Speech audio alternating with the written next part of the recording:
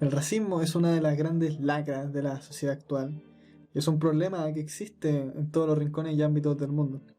Nadie puede decir realmente que es ajeno a ello porque es más probable que en algún momento de tu vida te hayas topado con algún caso de racismo, no necesariamente dirigido a ti o a algún familiar tuyo, a alguna persona cercana o incluso a algún desconocido.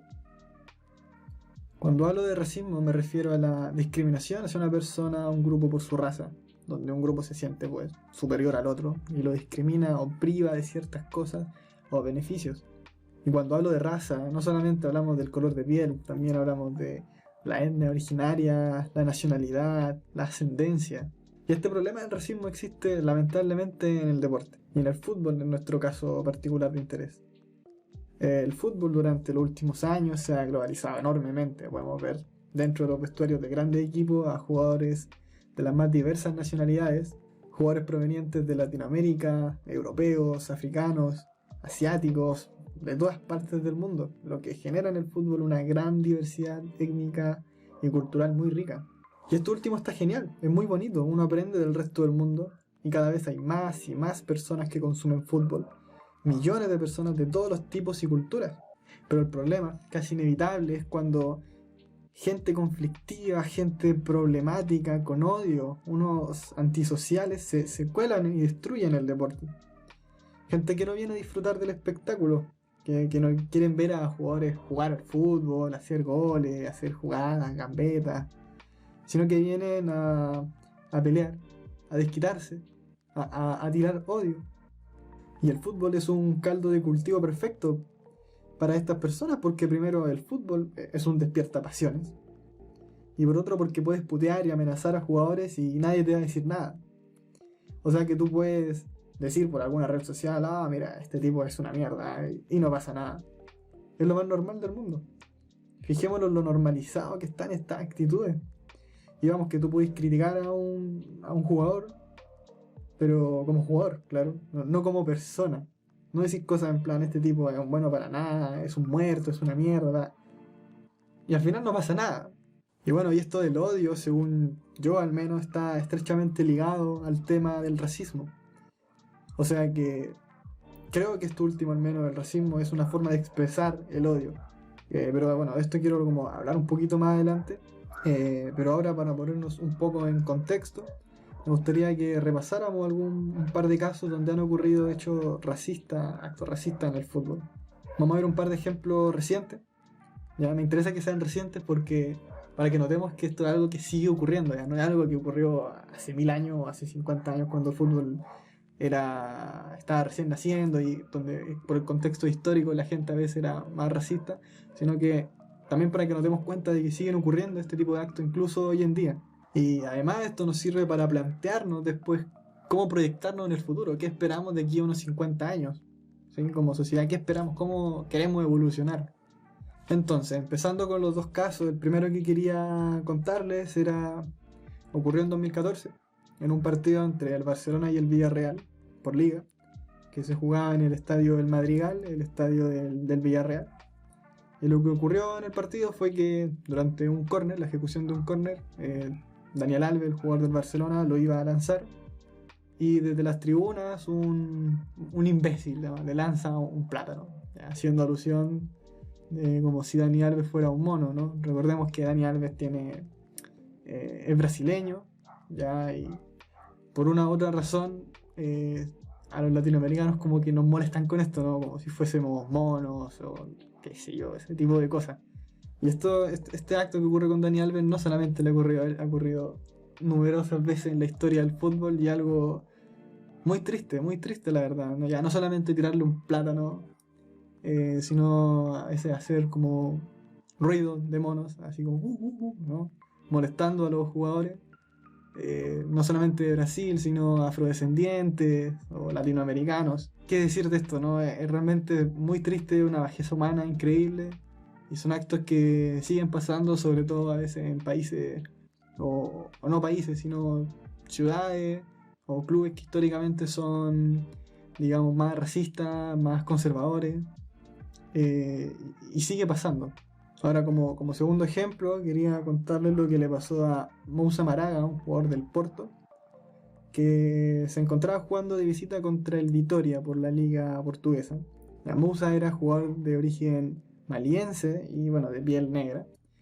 Y había jugado casualmente la temporada pasada jugaba la temporada pasada para el equipo rival, el Vitória. Justo también dio la casualidad que en ese partido que estaban jugando, Moussa anotó el gol que le daba parcialmente la victoria al Porto. Entonces la afición del Vitória no toda la afición del Vitória, vamos a decir una parte, no metamos al saco a todos. Empezó a hacer ruidos de monos, a hacer gestos de monos, cada vez que el jugador tocaba la pelota.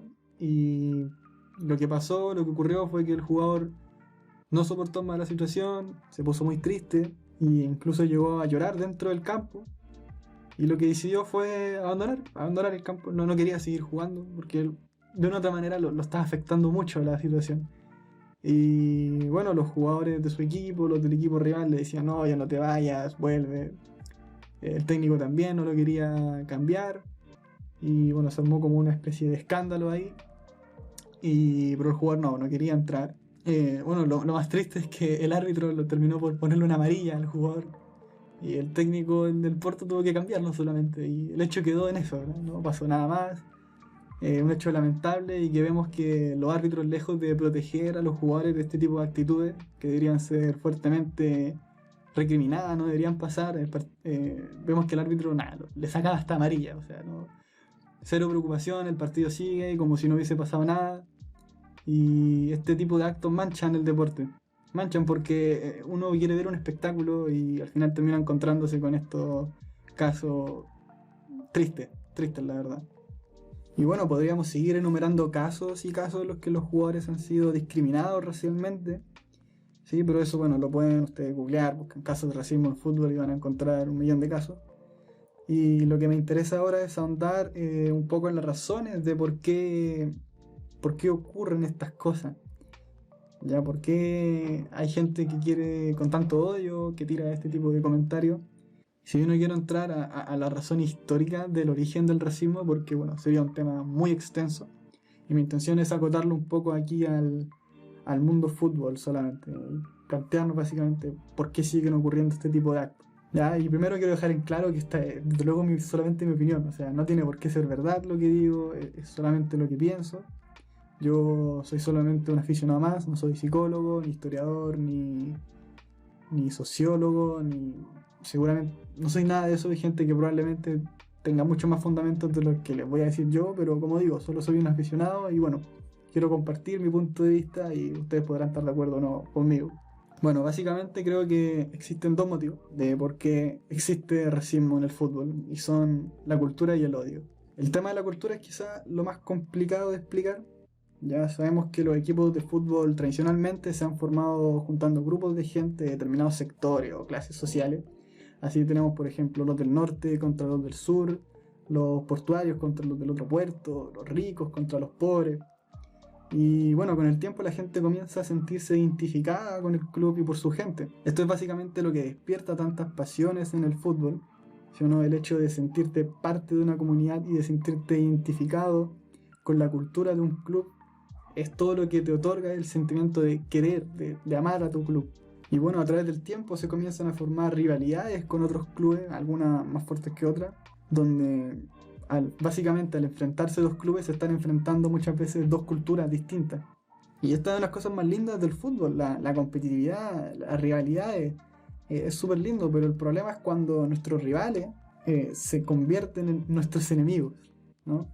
Porque no hay que dejar de lado que nuestros rivales son rivales solamente, todo dentro de un ámbito plenamente deportivo. Pero ellos no son nuestros enemigos, esto no es una guerra, un partido de fútbol no es una guerra. Aquí tenemos dos equipos que compiten, que juegan para ver quién es el mejor, quién quiere ganar, pero aquí no estamos matándonos, no es una guerra, la gente se mata, la gente son enemigos. En el fútbol no, en el fútbol, por mucho de que uno como apasionado puede decir, oh, el fútbol es como una guerra, en realidad no lo es, en realidad el fútbol es un deporte y es todo dentro de un ámbito competitivo. Y el problema es que no todos lo pueden entender de esta manera. Algunos que son más fanáticos lo arraigan hasta el extremo la cultura de su club y la defienden hasta el punto de que cualquier cosa diferente a eso es casi un atentado. Ya, por ejemplo, por poner un ejemplo, en Italia, aún a día de hoy, históricamente siempre ha habido una gran rivalidad entre los clubes del norte y los del sur de Italia. Esto porque, bueno, históricamente las ciudades del sur de Italia han sido mayormente explotadas por los del norte, donde se encuentra la alta burguesía del país. Y esto, como decía, ha traído una gran rivalidad que lamentablemente sobrepasa lo futbolístico. Por ejemplo, recientemente, en un partido entre el Napoli y la Lazio, de la temporada pasada, la 19-20, el partido que, bueno, termina ganando Napoli por 3-1. Al final del partido, los técnicos de ambos equipos terminaron medios calientes, estaban discutiendo. Y bueno, uno de los asistentes de la Lazio va y le grita a Gattuso, que es el técnico del Napoli, terroné, ya que se traduce como gente de tierra, y que es una expresión que en Italia se ocupa para referirse de forma despectiva a la gente nacida en el sur de Italia. Entonces, aunque esto pudiera parecer insignificante a más de algunos, ¿no? Que no es para tanto, en realidad no lo es. Porque demuestra lo normalizado que tenemos el poder insultar a alguien, ya no solo por la persona que es, ¿no? Sino que recurriendo a sus orígenes, a su nacionalidad, a su etnia, a su clase social. Y esto habla realmente de una bajeza humana enorme, enorme. Porque al parecer hay algunos que, no sé, parece que se creen unos seres superiores por ser de no sé qué país, por tener tanto dinero, por ser blancos, negros, amarillos, por haber estudiado en la universidad tal, en fin. Una especie de falsa superioridad que sienten algunas personas, que si bien es como ya entrando a otro tema, ¿no? La falsa superioridad moral y este tema de qué es el éxito realmente. Yo al menos creo que esta es una de las formas en que la gente expresa esta pseudo superioridad, es por medio del racismo. Y bueno, el segundo punto que quería tocar sobre el odio. ¿De dónde viene? ¿De dónde viene tanto odio? Primero tenemos que entender de que el fútbol es un despierta pasiones, ¿no? Lo sentimos todos los hinchas, celebrar una victoria, cantar un gol, frustrarse cuando se pierde. Es un móvil muy grande de pasiones. Quizás hasta un punto irracional podría parecerle a alguien que es ajeno a este deporte. Pero en realidad es algo muy bonito, ¿sí? Porque es lo que le da vida al fútbol. Pero claro, todo tiene un punto malo cuando lo llevamos al extremo. Todos, me incluyo, absolutamente todos, hemos criticado a algún jugador, ¿no? Cuando se pierde algún gol o cuando comete algún error defensivo de bulto, nosotros decimos, y me incluyo, digo nuevamente, que no me hago ningún santo, decimos, mira, este jugador de mierda, que es un tal por cual, cómo se equivoca, cómo hace eso. Uno se calienta, ¿no? Y con el rival también, con mayor razón, decimos, este jugador en la concha de tu madre que nos mete un gol, ¿no? Este tal, que nos pega, patada. Todo es parte de la calentura del momento. Sí, pero la cosa no pasa eso, ¿me entienden? Uno lo dice y ya está. Lo piensa una vez, lo juega un momento y ya luego pasa. No es nada realmente contra un jugador concreto, no es nada personal. El tema es cuando ya pasa a ser una cosa casi personal y uno ataca a un jugador ya de manera sistemática. Imaginemos que alguien le agarra bronca a un jugador y comienza a hostigarlo, a gritarlo, a molestarle. Ya no es algo del momento, como decíamos antes, ahora es algo casi personal. Y bueno, ¿de qué forma puedes insultar a alguien? Lo primero que se te ocurre, ¿no? Cuando quieres insultar a alguien es recurrir a sus características físicas.